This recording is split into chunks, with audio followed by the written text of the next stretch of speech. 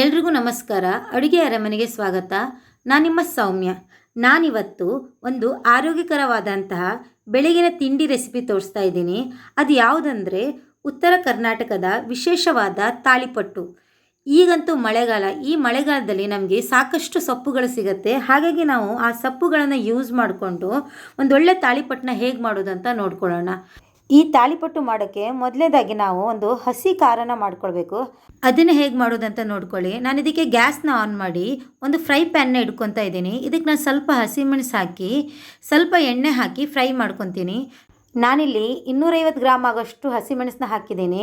ನಾನು ಈ ಹಸಿ ಖಾರನ ಮಾಡಿ ಎತ್ತಿ ಇಟ್ಕೊತೀನಿ. ನಾನು ಬೇರೆ ಬೇರೆ ಅಡುಗೆಗಳಿಗೆ ಯೂಸ್ ಮಾಡ್ತೀನಿ. ಹಾಗಾಗಿ ನಾನಿಲ್ಲಿ ಜಾಸ್ತಿ ಮೆಣಸನ್ನ ಯೂಸ್ ಮಾಡಿದ್ದೀನಿ. ನೀವು ತಾಳಿಪಟ್ಟಿಗೆ ಖಾರ ಮಾಡ್ಕೊಳ್ಳೋದಾದರೆ ಒಂದು 8 ಮೆಣಸು ಹಾಕ್ಕೊಂಡ್ರೆ ಸಾಕಾಗತ್ತೆ. ನಾನು ಇದನ್ನ ಸ್ಟೋರ್ ಮಾಡ್ಕೊಳ್ಳೋದ್ರಿಂದ ಜಾಸ್ತಿನ ಹಾಕ್ಕೊಂಡು ಮಾಡ್ತಾಯಿದ್ದೀನಿ. ನಾನು ಇದನ್ನು ಮೀಡಿಯಮ್ ಫ್ಲೇಮಲ್ಲಿ ಇಟ್ಕೊಂಡು ಒಂದು 5 ನಿಮಿಷ ಫ್ರೈ ಮಾಡ್ಕೊತೀನಿ. ನೋಡಿ, ಮೆಣಸು ಕಂಪ್ಲೀಟಾಗಿ ಈ ಥರ ಬಬಲ್ಸ್ ಬರಬೇಕು. ಈ ಥರ ಆದರೆ ಇದು ಫ್ರೈ ಆಗಿದೆ ಅಂತ. ಇವಾಗ ನಾನು ಗ್ಯಾಸ್ನ ಆಫ್ ಮಾಡಿ ಒಂದು 5 ನಿಮಿಷ ಕೂಲ್ ಆಗಕ್ಕೆ ಬಿಡ್ತೀನಿ. ನೋಡಿ, ಗ್ಯಾಸ್ ಆಫ್ ಮಾಡಿ ನಾನು ಕೂಲ್ ಆಗಕ್ಕೆ ಬಿಟ್ಟಿದ್ದೀನಿ. ಇವಾಗ ಇದನ್ನು ಮಿಕ್ಸಿಗೆ ಹಾಕ್ಕೊಂಡು ಪೇಸ್ಟ್ ಮಾಡ್ಕೊಳ್ಳೋಣ. ನೋಡಿ, ನಾನು ಫ್ರೈ ಮಾಡ್ಕೊಂಡಿದ್ದ ಮೆಣಸನ್ನ ಇದಕ್ಕೆ ಹಾಕಿದ್ದೀನಿ. ಇವಾಗ ಅದಕ್ಕೊಂದು 10-12 ಎಸ್ಲಾಗೋಷ್ಟು ಬೆಳ್ಳುಳ್ಳಿನ ಹಾಕಿದ್ದೀನಿ. ಒಂದು ಸ್ವಲ್ಪ ಕೊತ್ತಂಬರಿ ಸೊಪ್ಪನ್ನ ಹಾಕ್ತೀನಿ. ಹಾಗೆ ಅದ್ರ ಜೊತೆಗೆ ನಾನು 1 ಸ್ಪೂನ್ ಆಗೋಷ್ಟು ಜೀರಿಗೆನ ಹಾಕ್ತಾಯಿದ್ದೀನಿ.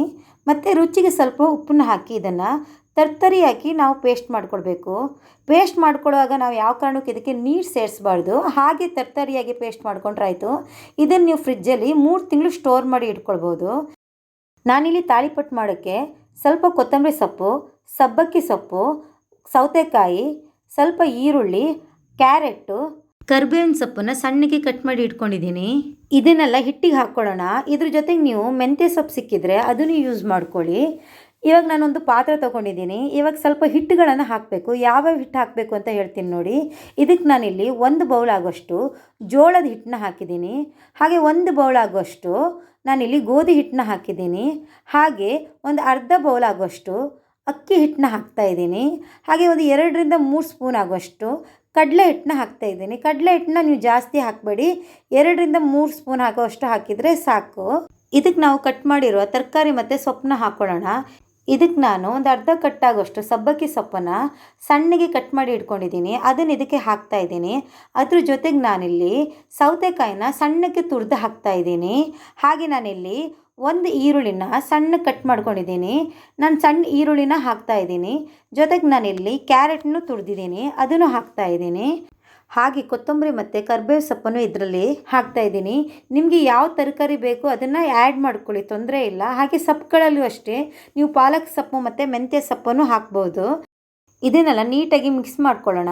ನೋಡಿ, ನಾನು ಫಸ್ಟು ನೀರು ಹಾಕ್ಕೊಳ್ಳೋದಿಲ್ಲ, ಹಾಗೆ ಅದು ತರಕಾರಿಗಳನ್ನು ಮತ್ತು ಸೊಪ್ಪುಗಳನ್ನು ಮಿಕ್ಸ್ ಮಾಡ್ಕೊತೀನಿ. ಆಮೇಲೆ ನಮ್ಗೆ ಎಷ್ಟು ನೀರು ಬೇಕಂತ ನೋಡಿಕೊಂಡು ನೀರನ್ನ ಸ್ವಲ್ಪನ ಹಾಕಿ ನಾವು ಮಿಕ್ಸ್ ಮಾಡ್ಕೊಂಡ್ರೆ ಆಯಿತು. ಇದಕ್ಕೆ ಇವಾಗ ನಾನು ರುಚಿಗೆ ಸ್ವಲ್ಪ ಉಪ್ಪನ್ನ ಹಾಕ್ತಾಯಿದ್ದೀನಿ. ಹಾಗೆ ಅದಕ್ಕೆ ಖಾರಕ್ಕೆ ನಾನು ಆವಾಗಲೇ ರೆಡಿ ಮಾಡ್ಕೊಂಡಿದ್ನಲ್ಲ ಹಸಿ ಖಾರ, ಅದನ್ನು ನಾನಿಲ್ಲಿ 1.5 ಸ್ಪೂನ್ ಆಗೋಷ್ಟು ಹಾಕ್ತಾಯಿದ್ದೀನಿ. ನಾನಿಲ್ಲಿ ಒಂದು 6 ಜನಕ್ಕೆ ಆಗೋಷ್ಟು ಮಾಡ್ತಾಯಿದ್ದೀನಿ. ಹಾಗಾಗಿ ಈ ಕ್ವಾಂಟಿಟಿ ತೊಗೊಂಡಿದ್ದೀನಿ. ನಿಮ್ಗೆ ಎಷ್ಟು ಬೇಕೋ ಅಷ್ಟು ನೋಡ್ಕೊಂಡು ತೊಗೊಳ್ಳಿ. ಇದಕ್ಕೊಂದು ಅರ್ಧ ಸ್ಪೂನ್ ಆಗೋಷ್ಟು ಜೀರಿಗೆನ ಹಾಕಿ ಇವಾಗ ಮಿಕ್ಸ್ ಮಾಡ್ಕೊಳ್ಳೋಣ. ಅದಕ್ಕೊಂದು ಸ್ವಲ್ಪ ಅರಿಶಿನ ಪುಡಿನ ಹಾಕ್ತಾಯಿದ್ದೀನಿ. ಈ ಅರಿಶಿನ ಪುಡಿ ಹಾಕೋದ್ರಿಂದ ಕಲರ್ ಚೆನ್ನಾಗಿ ಬರುತ್ತೆ. ಹಾಗಾಗಿ ನಾನಿಲ್ಲಿ ಅರಿಶಿನ ಹಾಕ್ತಾಯಿದ್ದೀನಿ. ನಿಮ್ಗೆ ಬೇಡ ಅಂತಿದ್ದರೆ ಬೇಕಾದರೆ ಸ್ಕಿಪ್ ಮಾಡ್ಕೊಳ್ಳಿ, ತೊಂದರೆ ಇಲ್ಲ. ಇದನ್ನೆಲ್ಲದನ್ನು ನಾನೀಗ ಒಂದು ಸ್ವಲ್ಪ ನೀರು ಹಾಕ್ಕೊಂಡು ಮಿಕ್ಸ್ ಮಾಡ್ಕೊತೀನಿ. ಒಂದೇ ಸಮ ನೀವು ನೀರು ಹಾಕ್ಕೊಳ್ಬೇಡಿ, ನೋಡಿಕೊಂಡು ನಿಧಾನಕ್ಕೆ ಎಷ್ಟು ಬೇಕು ಅಷ್ಟು ನೋಡಿಕೊಂಡು ನೀವು ಮಿಕ್ಸ್ ಮಾಡ್ಕೊಳ್ಳಿ. ನಾನಿಲ್ಲಿ ಸ್ವಲ್ಪ ಸ್ವಲ್ಪ ನೀರನ್ನ ಹಾಕಿ ಮಿಕ್ಸ್ ಮಾಡ್ತಾಯಿದ್ದೀನಿ. ಟೇಸ್ಟ್ ಅಂತೂ ತುಂಬ ಚೆನ್ನಾಗಿರುತ್ತೆ. ನೀವು ಒಂದು ಸಲ ಟ್ರೈ ಮಾಡಿ ನೋಡಿ. ನಿಮ್ಗೆ ಅದೇ ದೋಸೆ ಇಡ್ಲಿ ತಿಂದು ಬೇಜಾರಾಗ್ತಾ ಇದ್ದರೆ ಈ ಥರ ಒಂದು ಸಲ ಟ್ರೈ ಮಾಡಿ. ತುಂಬಾ ಟೇಸ್ಟ್ ಚೆನ್ನಾಗಿರುತ್ತೆ. ಹಾಗೆ ಹೆಲ್ತಿಗೂ ಅಷ್ಟೇ ತುಂಬಾ ಒಳ್ಳೆಯದು. ನಾವೆಲ್ಲ ಸೊಪ್ಪುಗಳನ್ನು ಯೂಸ್ ಮಾಡೋದ್ರಿಂದ ತುಂಬಾ ಟೇಸ್ಟಾಗಿರುತ್ತೆ. ನಾನಿಲ್ಲಿ ಒಬ್ಬಟ್ಟು ಶೀಟ್ ಮೇಲೆ ತಾಳಿಪಟ್ಟನ್ನ ತಡ್ಕೊತಾ ಇದ್ದೀನಿ. ನೀವಿಲ್ಲ ಡೈರೆಕ್ಟಾಗಿ ತವದ ಮೇಲೆ ತಡ್ಕೊತೀನಿ ಅಂತ ಇದ್ದರೆ ನೀವು ಹಾಗೆ ಮಾಡ್ಕೊಳ್ಬೋದು. ನೋಡಿ, ನಾನಿಲ್ಲಿ ಒಬ್ಬಟ್ಟು ಶೀಟಿಗೆ ಸ್ವಲ್ಪ ಎಣ್ಣೆನ ಹಾಕಿ ಇದನ್ನು ಈಗ ತಡ್ಕೊತೀನಿ. ನೀವು ಒಬ್ಬಟ್ಟು ಶೀಟ್ ಇಲ್ಲ ಅಂದರೆ ನಿಮ್ಮ ಹತ್ರ ಬಾಳೆ ಎಲೆ ಇದ್ದರೆ ನೀವು ಅದ್ರ ಮೇಲಾದರೂ ಮಾಡ್ಕೊಳ್ಳಿ. ನೋಡಿ, ಈ ಥರ ನೀಟಾಗಿ ತೆಳ್ಳಗೆ ಮಾಡ್ಕೊಳ್ಬೇಕು. ನೀವು ಎಷ್ಟು ತೆಳ್ಳಗೆ ಮಾಡ್ಕೊತೀರಾ ತಾಳಿಪಟ್ಟು ಅಷ್ಟೇ ಟೇಸ್ಟಾಗಿರುತ್ತೆ. ನೋಡಿ, ಈ ಥರ ಮಾಡ್ಕೊಂಡ್ರೆ ಆಯಿತು. ಇದನ್ನು ಇವಾಗ ನಾವು ಬೇಯಿಸ್ಕೊಳ್ಬೇಕು. ನಾನಿಲ್ಲಿ ಗ್ಯಾಸ್ನ ಆನ್ ಮಾಡಿ ತವನ ಸ್ವಲ್ಪ ಹೀಟ್ ಮಾಡ್ಕೊತೀನಿ. ಇದಕ್ಕೆ ನಾನಿಲ್ಲಿ ಎಣ್ಣೆನ ಸವರ್ಕೊಳ್ತಾ ಇದ್ದೀನಿ. ನೀವು ಎಣ್ಣೆ ಬದಲಿಗೆ ಬೆಣ್ಣೆನ ಹಾಕಿ ತುಂಬ ಟೇಸ್ಟಾಗಿರುತ್ತೆ. ನೋಡಿ, ಇವಾಗ ನಾನು ಒಬ್ಬಟ್ಟು ಶೀಟ್ನಲ್ಲಿ ತಟ್ಕೊಂಡಿರೋ ಹಿಟ್ಟನ್ನ ಹಾಕಿ ಬೇಯಿಸ್ಕೊತೀನಿ. ನೋಡಿ ಎಷ್ಟು ಚೆನ್ನಾಗಿ ಎಳ್ತಾ ಇದೆ ಅಂತ.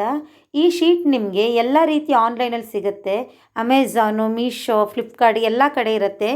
ಇಲ್ಲಾಂದರೆ ನೀವು ಬಾಳೆ ಎಲೆ ಮೇಲೂ ತಡ್ಕೊಳ್ಬೋದು. ನೋಡಿ, ಇವಾಗ ಇದನ್ನು ಎರಡೂ ಕಡೆ ಬೇಯಿಸ್ಕೊಳ್ಬೇಕು. ಒಂದು 2 ನಿಮಿಷ ನಾನು ಇದನ್ನು ಬೇಯಿಸ್ಕೊಂಡು ಇವಾಗ ತಿರುವು ಹಾಕ್ಕೊತೀನಿ. ತಿರುವು ಹಾಕಿ ಮತ್ತೆ ಒಂದು 2 ನಿಮಿಷ ಬೇಯಿಸ್ಕೊಂಡ್ರೆ ನೋಡಿ ನಮ್ಮ ತಾಳಿಪಟ್ಟು ರೆಡಿ ಆಗುತ್ತೆ. ಟೇಸ್ಟ್ ಅಂತೂ ತುಂಬಾ ಚೆನ್ನಾಗಿರುತ್ತೆ. ಒಂದು ಸಲ ಟ್ರೈ ಮಾಡಿ ನೋಡಿ. ನೀವು ಮತ್ತೆ ಮತ್ತೆ ಮಾಡ್ಕೊಳ್ಳೋದಂತೂ ಗ್ಯಾರಂಟಿ. ಇದಕ್ಕೆ ನಾವು ಎಲ್ಲ ರೀತಿ ಮಸಾಲೆ ಹಾಕಿರೋದ್ರಿಂದ ಯಾವುದೇ ರೀತಿ ಚಟ್ನಿ ಬೇಕಾಗಿರೋಲ್ಲ. ನೀವು ಇದನ್ನು ಮೊಸರು ಜೊತೆ ಸರ್ವ್ ಮಾಡಿದರೆ ಸಾಕು. ನಾನಿಲ್ಲಿ ಮೊಸರು ಮತ್ತು ಶೇಂಗಾ ಚಟ್ನಿ ಪುಡಿ ಎರಡನ್ನೂ ಇಟ್ಟಿದ್ದೀನಿ. ನಾನು ಮಾಡಿರೋ ತಾಳಿಪಟ್ಟು ರೆಸಿಪಿ ನಿಮ್ಗೆ ಇಷ್ಟ ಆದರೆ ದಯವಿಟ್ಟು ಲೈಕ್ ಮಾಡಿ.